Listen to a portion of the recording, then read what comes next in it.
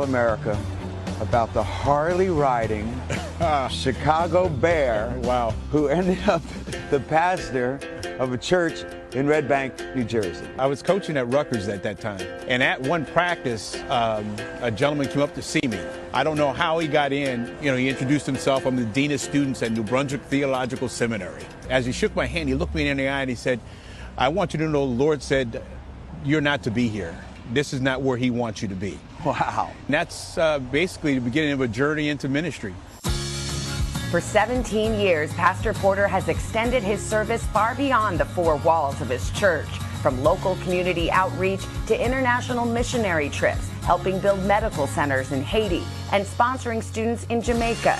He's dedicated to building a community in every sense of the word. My wife Dorothy and I have been here in the community for over 30 years. We both know what a great place this is. But there's the haves and there's the have-nots. Unfortunately, when I arrived, there's this stigma. It's called Shrewsbury Avenue, and it separates the west side from the east side. And there is a perception that one side was better than the other because of their socioeconomic backgrounds. Right. Life should not be dictated based on what side of the tracks you live on. And so we got involved with affordable housing rather than rentals. Our development is 100% ownership. Now, those who own the property have a vested interest in your community. They're giving back. They're going to be your volunteer firefighters. They're going to be your Little League coaches, and it gives them pride.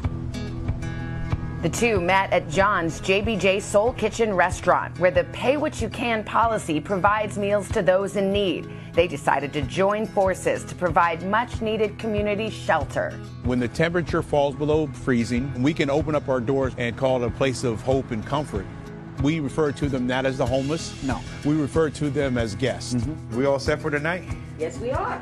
And we give them a room. They can take showers at night, to take their old tattered clothes that they may have on, throw them away, and we provide brand new clothes for them, and they have an experience where they feel welcome. All right, let's show a lot of love, a lot of warmth. Just as important as building physical walls, Pastor Porter says, is breaking down walls that may divide us. 2020, of course, was a very trying time for all of us. There was civil unrest. There was doubt. I wrote a song on our new record called American Reckoning after I saw what happened to George Floyd.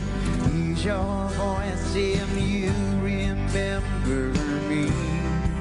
But you took it to another level where you're bringing the community together. We brought the police chiefs, the prosecutor's office, members of the sheriff's department, community leaders, students, and other clergy to sit down and have a conversation about social justice. And then we realized that we have more in common. I think really where we're struggling at right now as a society is everybody wants to talk over each other, but nobody wants to talk with one another. And if we can get more people to engage in wholesome conversations and even the difficult conversations, I think we can work to a better end than we are right now. I know it's the season of giving, but what is it that motivates you, that gives you that hope?